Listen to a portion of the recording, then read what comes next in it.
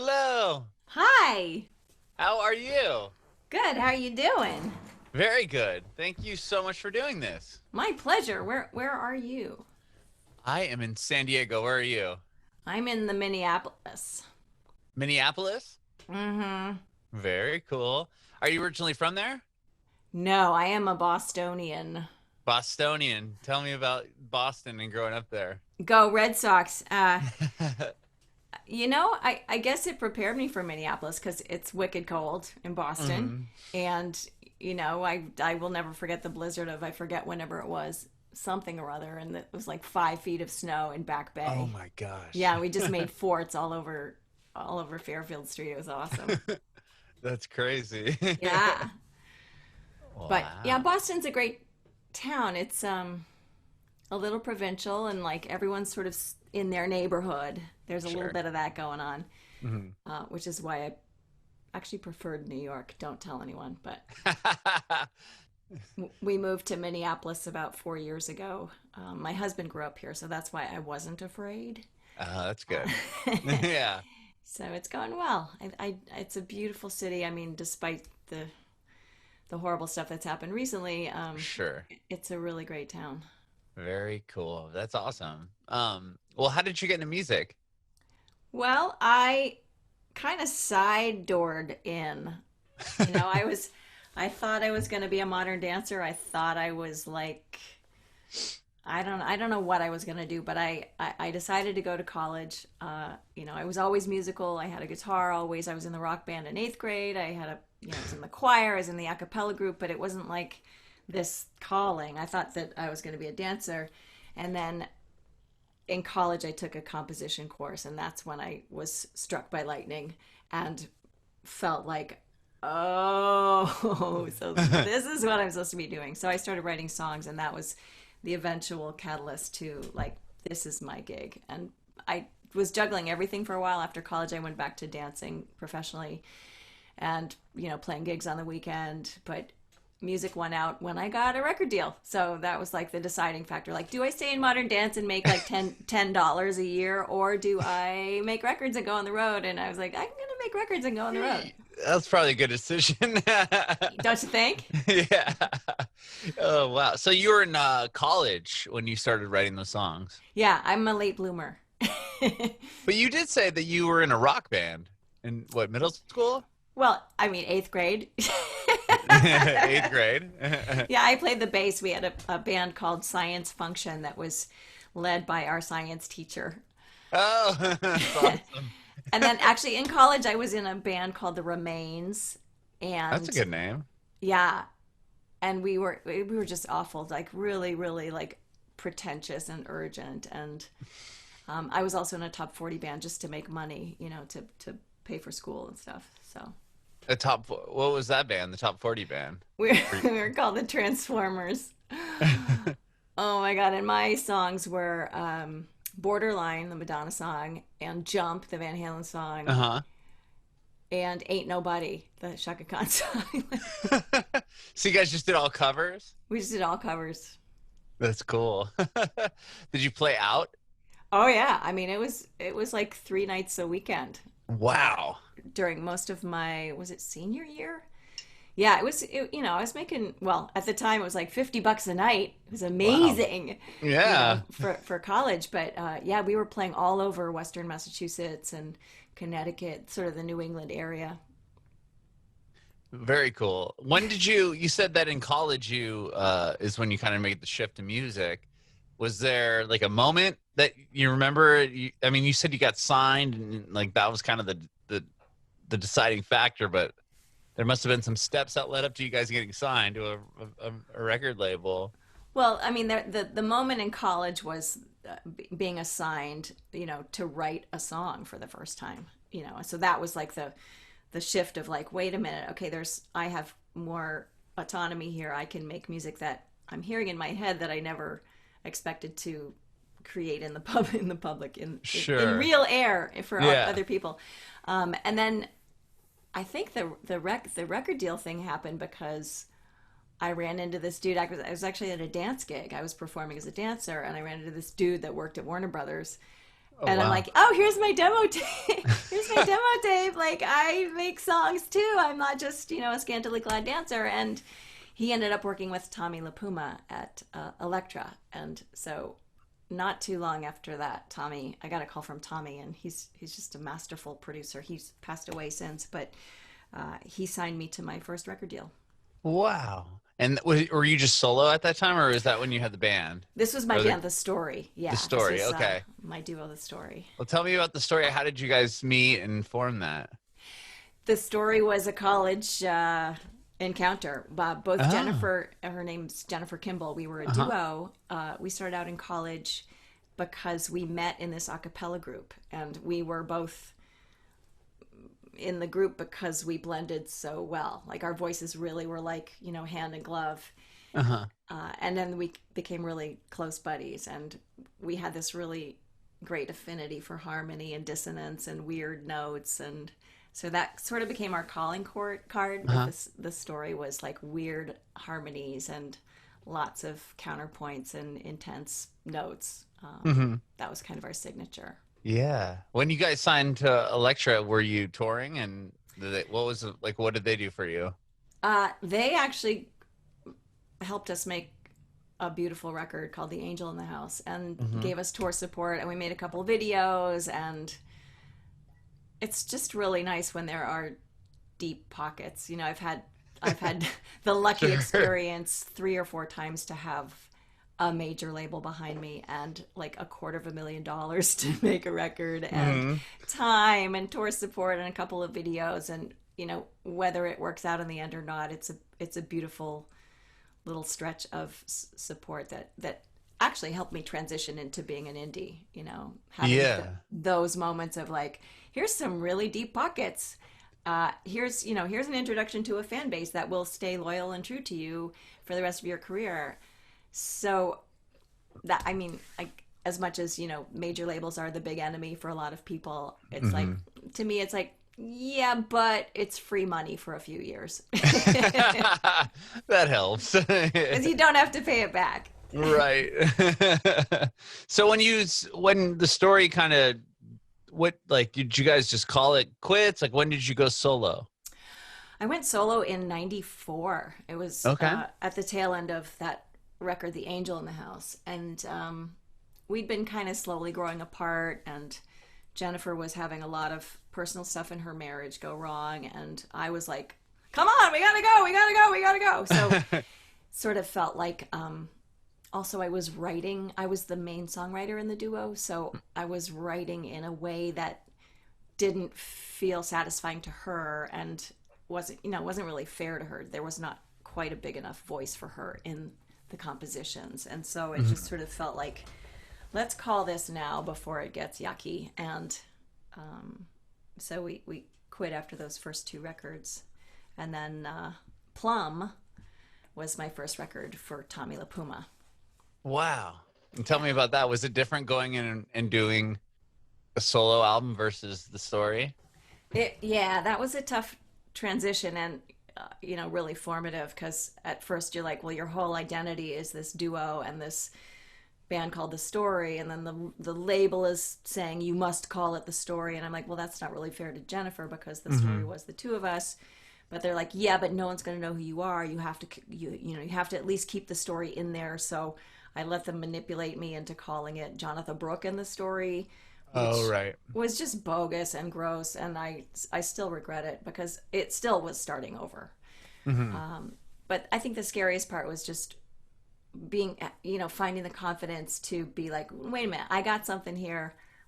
I'm the writer. I can do this, and I'll sing the harmony parts, and there are other people that can sing with me on the road and stuff. But I think that there is a singular way to do this, and Plum was this real test and proving ground and success for me in a way. It was like a real like, okay, I'm okay. I'm going to be fine. Hmm.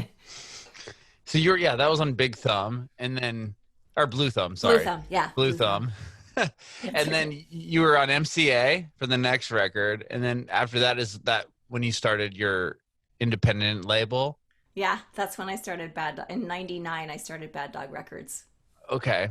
So you put the first record out, Plum, with Blue Thumb, and then 10 Cent Wings. That was your second record on MCA. How did that relationship form? That was, I mean, it was also because Tommy LaPuma kind of stayed with me, even though Blue Thumb fell apart. Oh, Tommy okay. Tommy went to Verve, but he still funded the next record. So I made 10 Cent Wings before it actually had a home, but it still was sort of under the MCA umbrella. So I had to sort of I became this sort of gypsy wandering around with my songs, like knocking on doors at all the little sub labels at MCA, like, hey, like, you want to listen to my record? Like, Sure. it's really, really good, I promise, and I'll work really hard. So I finally found this other company. I'm even forgetting their name now because it didn't end well, but Uh-huh. at least they put the record out, and 10 Cent Wings had its little day in the world, and Hmm. that record is still kind of my most favorite darling. Oh, is it? Why is Yeah. that? I just think it was this perfect storm of awesome production, awesome musicians, really cool songs, really cool arrangements and ideas. And both me and Alain, my producer, sort of at the height of a really great synergy. So it still breaks my heart that MCA kind of blew it. Yeah, you were on tour on that record, right? When they just kind of pulled the plug on it. Pretty much. I was in the middle of a tour, and the first single was actually charting at AAA radio. Like That's Secrets and Lies crazy. was like just getting this momentum going at AAA radio, and the stations were playing it. And it's a long story, but basically they like over the course of a weekend, some weird technical shenanigans, they basically dropped me, and then they called the radio stations that following Monday to say she no longer exists. Don't play the song. Like, move on. We're moving on. Wow. It was just mean. It was That is vindictive. crazy. It was yucky. Yeah. And so that's when I was like, all right, I don't need you guys anymore. I don't need this Mm-mm. drama. I can fricking do this myself. So, Yeah, that's wild that they're gonna call this radio stations if they stop playing the record. literally like two Yeah. days later. That's nuts. I mean, I worked in radio for 15 years, and I've never heard that of like Isn't the that label. crazy? Yeah, except for the only time I ever heard about this was when there was in the building I worked for, there was a top 40 station, and they were playing like when Justin Timberlake's solo record came out, they were playing a song that wasn't the single, and they got like a cease and desist saying like, you need to play the single, you can't play like an album cut. But as far as like pulling tracks off the air, I've never heard of that. It Like, was oh, we don't have them anymore on our label. Like, you need to stop playing the song. it was crazy. And I'd been around long enough that we had friends at radio, so I wasn't making it up. We were getting these phone calls from like PDs that I Yeah, had known sure. that had played Plum, and they're like, "What's going on here? Like, this is a little weird. Like, we got this call from, the radio promotion person, and Yeah. they're like, sorry, we just gotta pull this one." That's crazy. Yeah, I'm just shocked. I guess if you are like nowadays with the radio, iHeart and Entercom, they all kind of like run everything. So I'm sure then it would just be one phone call, like, "Hey, pull them from our stations." But Yeah, nowadays, I mean, I could see a lot of program directors, especially if the song was doing well. I Then know. That's the weird part. Like, wait a yeah, minute. Do you want to sell some records? Like, are you in the sure. business of selling records? Because this is how you do it. Right, exactly. You already have the support of the radio stations. Why are you gonna not like ride that wave? I know. It was crazy. And Oh my gosh. yeah.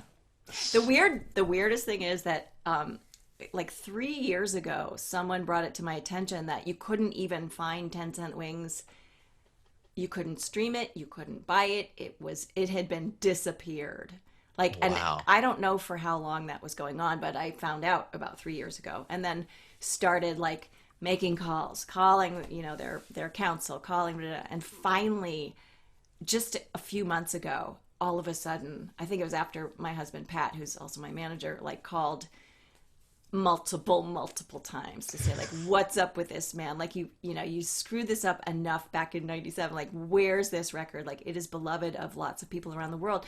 Frickin' get it back up there. And Yeah. suddenly, like, just 3 months ago, all of a sudden it's back. You can stream it. You can find it on iTunes. And I just found it on Spotify. I was yeah, curious. but it was gone. It had been disappeared. That's so crazy. And if They you just go- scrubbed it off the internet They or something? scrubbed it. It's like, come on, man. Like, why are you being so mean? Like, what's up with Yeah. that? That's just like, yeah, that's weird that they went that far and they've been just, I have this weird, it's got to be one person in like the label that's still there just being all Yeah. grumpy about it. I guess, like, we will not let her succeed despite Right. herself. Exactly. He was like an intern there or something when you signed the label, and now he just still has this like vendetta against Yeah, you. like a boy grudge. Yeah, totally. Wow. Well, I'm glad it's back up on the internet. That's good that your Me husband was too. able to make that happen. Jeez. Me too. Yeah, it's a cool record. Yeah. So then you decide, obviously, the label thing, the major label thing wasn't it. And then you start your own record label. Was that kind of scary? Like, tell me about putting out or starting your own label and putting music out independently. Yeah, it's scary in that you have to recalibrate, and from the get-go, if you're in this business, there is a little tiny kernel of hope in your belly that you'll sell 1 million records someday, that that people will hear your stuff. And so the biggest part was that sort of lowering of the bar of saying like, all right, well, we sold 100 something thousand records on the Story record. I'm not sure how many we sold on Plum and 10 Cent Wings, but it was a very conscious decision of like, all right, let's go for 50 this time. That would be a huge success for an indie label just starting out. So you'd be like number one on Billboard right now if you sold 50,000. I know. Well, especially right now, because that's what I mean. Yeah, it'd be like, like the biggest thing ever. If you sold 5,000, you'd be like a master. Top 10 or Top 10. So we sort of lowered the bar, we recalibrated, but we went for it. We were like, all right, we're gonna go for it. So I made Steady Pull. I made this record called Steady Pull, and every dime that came in from record sales, we put back into marketing and promotion, and we had a top 5 song, and wow. we got on Letterman, we got on Conan O'Brien, we got on Craig Kilborn, we got on all these shows, and the great satisfaction of it was that like we'd have our old friends from labels calling us going like, what the fuck, yeah, how is this, how are you doing this, like who did you We're like, sorry, see like if you work really hard and you do good work, this is what happens. Oh my gosh, that's awesome. What a like, yeah, it was nice. What a validating moment, and just to go up there and be like, hey, I'm on, we're playing Conan tonight, thanks, yeah, see ya. Yeah. Oh wow. It was also kind of wild because Pat and I talked about it because we're partners in the label, and it was we did actually talk about should we, because we thought this song Linger, that was top 5, was like a real viable radio song. So we're like, should we go back to the hand that fed us? Should we give it a shot? And we sent the record around to a couple of the dudes that we still know, it was all dudes, of course, that we still knew, and they're like, wow, that's a great song, and that's a radio song, but how old are you again? And then, so we're like, what? Now this? Wow. Like, now this? I was 33. I was 30 freaking 3, but I was too old. And they're trying to tell you aged out? Wow. I had aged out. They were like, we're not really 33. Whew. We're not signing anyone over 21 at this point because we just don't have that kind of energy. And we're like, wait a minute. What? Energy? Like, yeah. I've got a track record. I have like this respect of my peers. I have like 100,000 people that bought my last record. Like, what are you talking about? Right. That seems like it would be like a go, shoe-in. Like, yeah, wow, we won't have mindless, to like, work yeah, so we don't have hard. to do anything. Let's just put her name out there and we can make a few bucks on every record she's already selling anyway. Right. And it's not like I'm hideous and unmarketable. Right. Yeah, so we're doing something right anyway. Not that that should be a problem. Like, I don't know. Right. Oh my gosh. Well, tell me, what was the first what was the first like late night show, and how did that must have been pretty crazy to Oh my get that God. call, like on an indie or starting your own Like to label? be on Letterman, I was terrified. I Oh was my so gosh, I can't nervous. imagine. And I look back on there's still footage of it. I look back and I'm like, what was I wearing? Like, why did I wear those red leather pants? Why did I wear that Starsky and Hutch t-shirt? Like, what was I thinking? Who dressed me? But no stylist, no publicist, whatever. You do, you do your thing. It was awesome. But I do remember like that sort of like gulp of, oh my God, this is the Letterman show. It's like my favorite show ever in the history of shows. And like Uh-huh. that's Dave over there, and that's Paul. Oh my God, that's okay, here we go. We got this. We got this. I remember like as I'm getting in the second verse, I'm thinking like, did I already sing this verse? Did I already sing? Wait, Oh, and then you go into automatic. You've been doing it. You've put in your 10,000 hours. You've been doing it long mhm. enough that everything was fine and I didn't screw it up. And Wow. I know. it is That's interesting.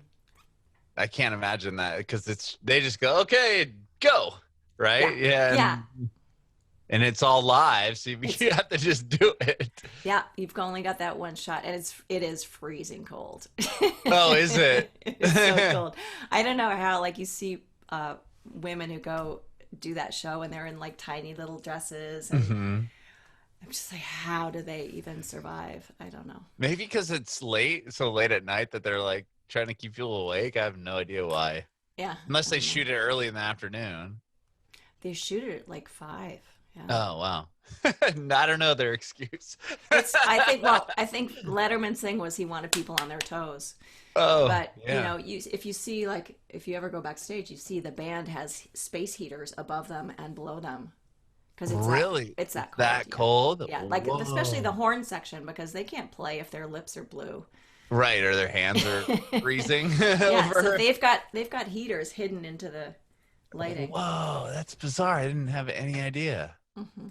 Wow. You know it's cold when they're like, we're going to install thousands of dollars worth of heaters just so we can keep it like a freezing temperature. Right? Isn't that amazing? Oh my goodness. Well, okay, so you got to do all of that. That's off your first independent release. A lot of that was Yeah, done on Steady Pull. yeah, Oh my gosh, that's so amazing. And yeah, then the next record you put out was Back to the Circus. yeah. What was like the big milestone from that album? That one was really sort of character driven. It was my first foray into like a really honing in on like I want this to sound a certain way. I want it to have a storyline that details a feeling and an intimacy and a vibe, and also it was the first time I'd ever done cover songs. I So was going to ask about that. You do a few covers on that yeah, record I did too. 3 cover songs on that record. I was kind of exploring like what would I if there were songs that I would do, why would I do them and how would I do them? Because if you're going to do a cover song, you got to do it completely differently than the original, or like, why bother? Right. Why are you doing that? So it was a real awesome sort of artistic challenge, to figure out like, how will I make this a different song? So And do you remember choosing, the 3 that you did? Like, yeah, one of them was like the kind of obtuse because "Eye in the Sky," the Alan Parsons song. yeah. The original is so like production-y, 80s-y, like Yeah. weird Lindrum sounds and like tons of reverb and this dude voice up in the atmosphere going like "I am the eye in the sky looking at you," and it feels very robotic. And but as I sort of dug away at this, like, wow, there's a really cool song in here. It's a really great song. It's a great lyric.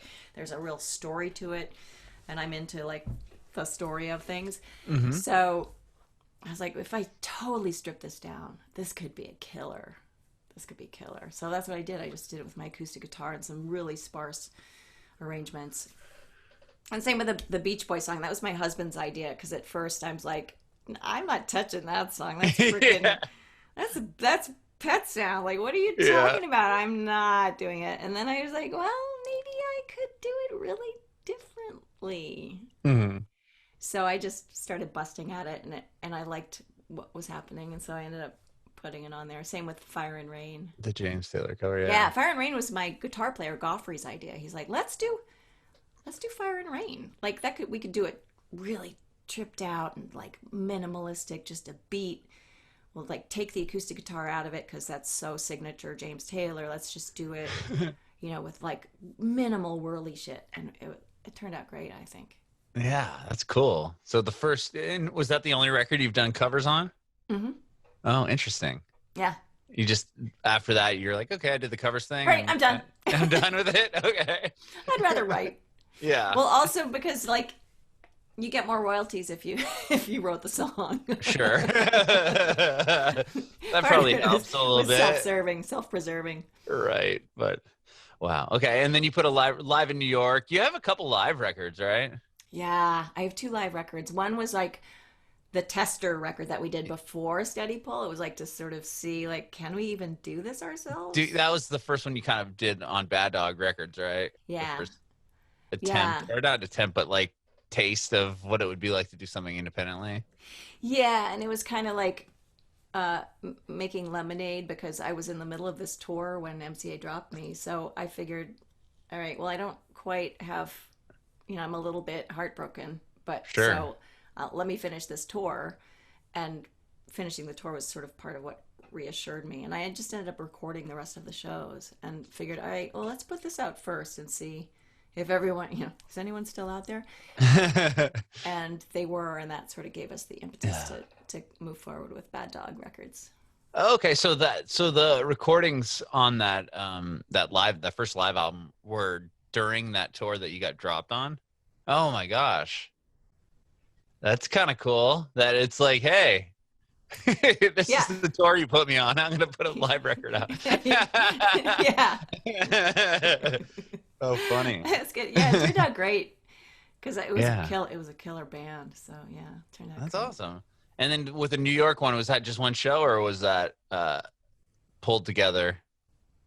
That was we decided after Back in the Circus came out, we did a run of 10 nights at the Public Theater in New York. We're like, well, let's do something different. Let's make this a destination. Let's like see if the fans will come in from all over the country. And so they did. We did 10 nights in a row, and we recorded the last two nights.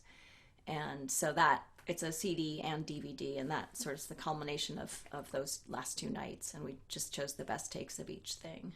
Wow. Did you put together like a play sort of thing? Or am I thinking? I You did. put together a play, right?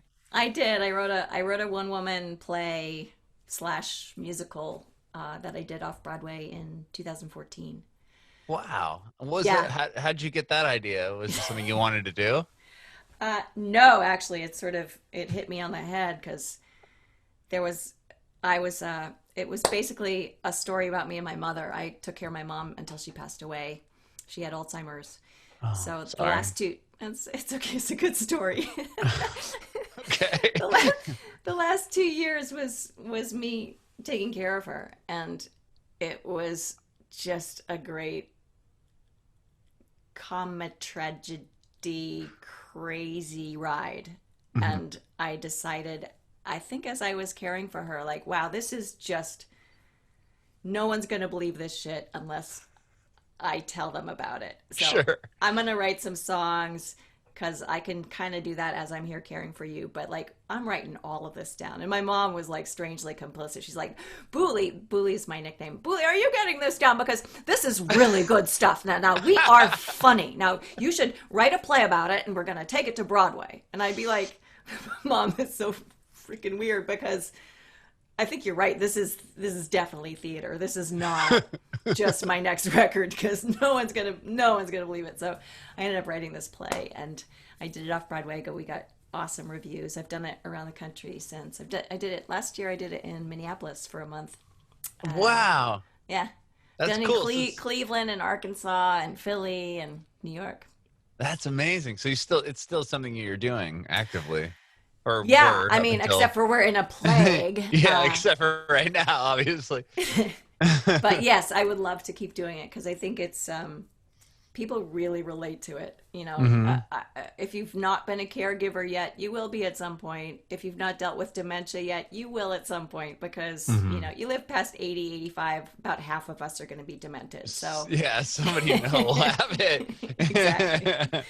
So Oh, it's a wow. good story, and I think it it really like people really related, and they were so moved, and it's funny too, thank goodness, because otherwise it would just you want to kill yourself. But um, I think it gives us all permission to talk about really hard stuff, and I Hmm. think that can be scary, and I like talking about hard stuff, so it's not my job. Yeah, you think it's easier to put out in like in the play form or like a comedic setting? I do think so. I do think there's such value to, I mean, what they say about comedy is just tragedy with plus time. Uh-huh. It's so true. And even as like really, really scary things were happening to me and my mom, there was Hmm. like my writer brain watching from here saying like that is hysterically funny. I know you don't know this now, Jonatha, because you're crying, but like that is crazy and that's really funny. So write it down and we're gonna get back to this. Okay, yeah. And that's what happened. And so Wow. And yeah, then you're still, yeah, still doing the play to this day. How amazing. yeah. And you're getting ready to release what, your 14th album, or you just released your I 14th Yeah, album? it just came out in July, Oh mid-July. my gosh. Yeah, so it's called 14 records. How cool. I know.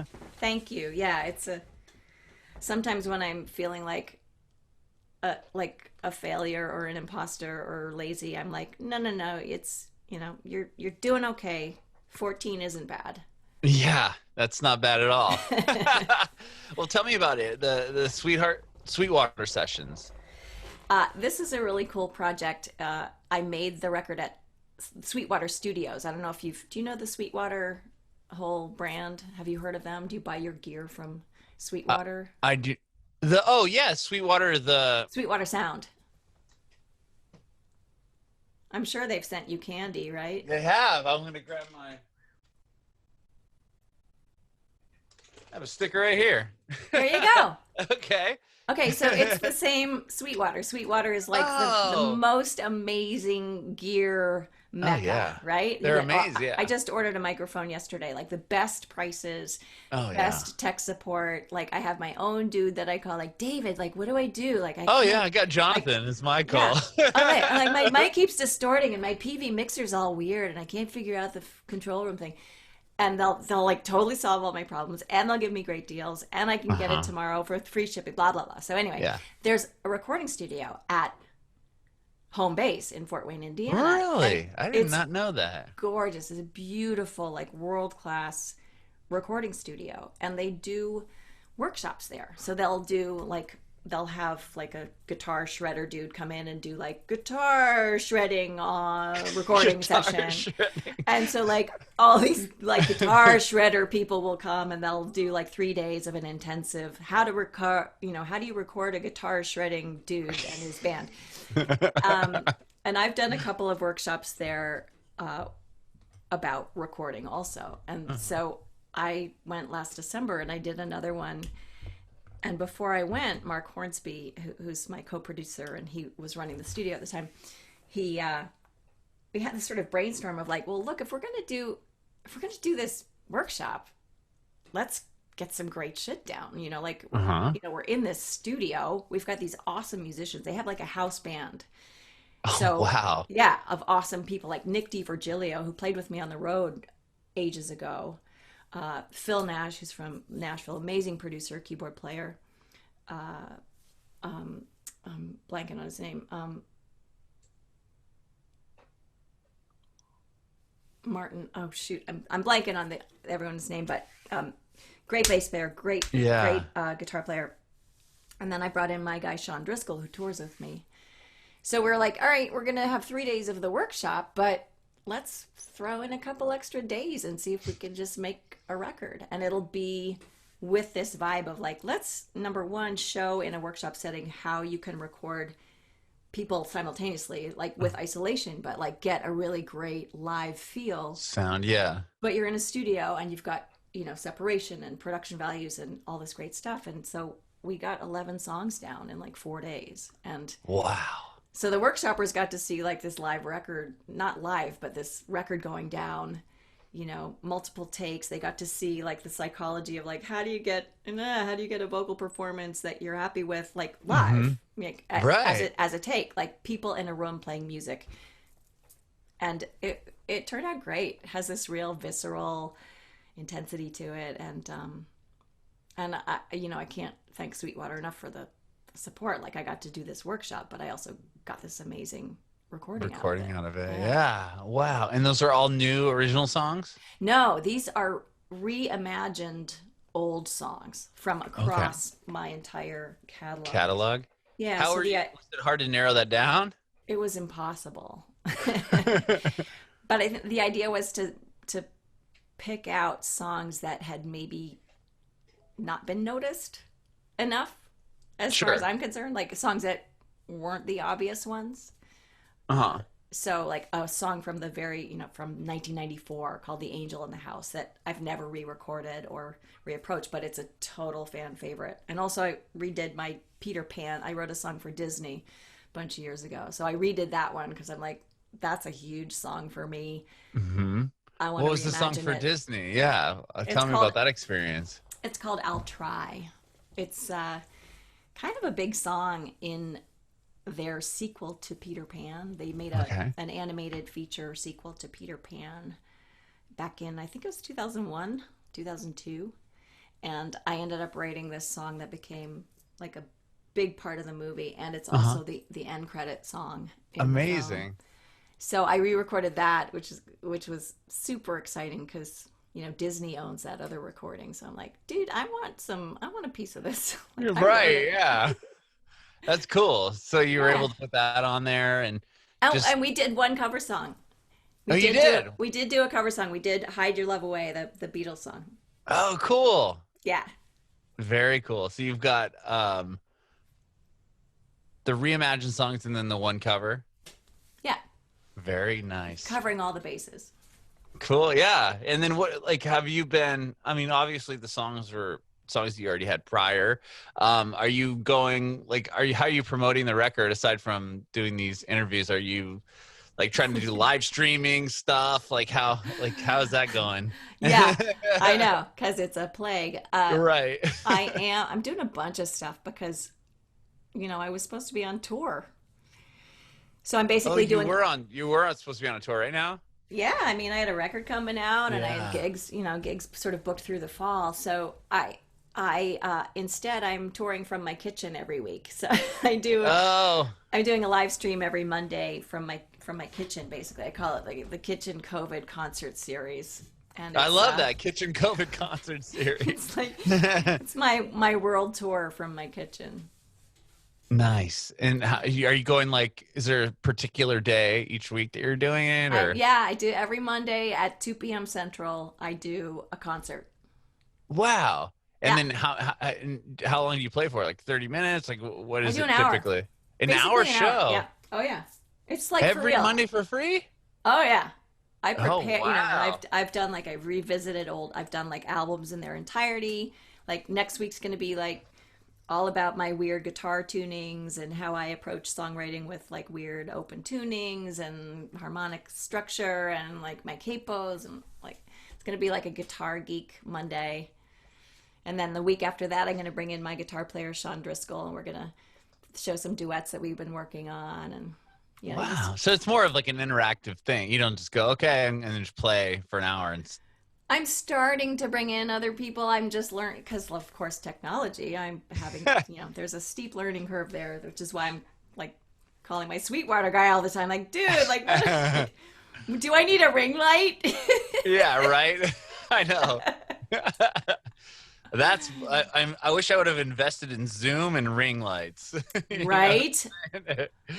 Those are the people raking it in right now. Oh, and did you see the thing about Apple today, like hitting 2 trillion? Like Oh my God, I didn't they've see that had yet. they've had the best year ever. Like the rest of us are falling apart, and And Apple's like just Apple and Amazon are like best year ever, kids. right, yeah, Thanks. it's weird that Apple is doing that well. I mean, I guess it makes sense because it's Well, Apple. everyone's like having to get a computer and a Oh, laptop, you sure. know, and a Upgrading to get the, yeah, I didn't even think to about that. to get that in-home learning shit going. Sure. Yeah. What a world. It's just rough. Yeah. Well, at least you weren't on the road when the pandemic hit, were you? No, I well actually March 10th is I got home from Nashville. I was doing a workshop in Nashville, and I've been home ever since. Oh my gosh. Yeah. I've talked to a few artists that were like in the, on a tour and then like I And talked to then a not. band. Yeah, yeah, they're from Chicago and their show got shut down in like San Francisco and then it's okay, well now I got to drive halfway across the country with no shows or anything. Just let's just cruise back home. It's crazy. It's really rough, and I do think that there's this. I mean, on the one hand, the fans have been incredibly sensitive to like, wow, this is everyone's livelihood. I got to Hmm. pitch in my, my tip jar, my ticket price, whatever. So like, my fans have been super generous. Every Monday, there's like this surge of support. But That's nice. Yeah, I was I, wondering, like, yeah, if you're doing like an hour every day, hopefully people are able to, or every Monday, hopefully people are able to help you. well, yeah, it's sustaining me, and I think a lot of people are relying on that. A lot of like what I would call the middle class of musicians are like Hmm. scrambling because you have there's nothing, no one else is coming to our rescue except for Right. ourselves. Like we're the solution, and so but there's a lot of people that can't, like what are we gonna do? Like this is Yeah. going on and on and on and on. Like is this sustainable to do this streaming thing? Like when are the fans gonna get worn out of us? And Yeah, I know. And I've had some conversations with people about like the drive-in shows and is like that even sustainable because you could probably only sell, 50 tickets or something or charge way more right. per car, but even then it's like does the overhead pay? I mean, I just don't Yeah, know how I they're going to think figure I it mean out. restaurants and venues and musicians, we're gonna be the last people back in the ring, and it's really scary. Hmm. I know. Yeah, Really scary. it's really what the really hard thing too is all the smaller venues, a little like very well known just clubs that have been around for years and they have the history and the bands that have played there when it was first opening and like those are the ones that are like gonna probably be out of business Yeah, because all they do is little indie shows right. and yeah I've noticed a lot on like Facebook and stuff. People are like, buy the venues like T-shirts and coffee mugs and like whatever Yeah, they have to put out because hopefully that'll keep them around. It's like I know. crazy. So I know, it's really scary. yeah, what a time, you know. What a time. Well, thank you so much, Jonathan, for talking with me today. I really My appreciate it. pleasure. Thank you. Yeah, this has been awesome. I have one more question for you. I want to Okay. know if you have any advice for aspiring artists. Figure out a backup plan. Get a ring light. Get a ring light, figure out a backup plan, learn all the other shit because you're gonna need it. Like go to law school. I hate to be a Debbie Downer, but wow, you know, Yeah, totally. uh, yeah, I think you just have to be nimble. You have to be quick. You got to be versatile. You gotta diversify. And like make sure you've got like it's all about the song. If that's your cup of tea, like it's all about the song. And so just hone in on like don't lower your standards. Like, write great songs. You have to write great songs, or like, why bother? Bringing it backward.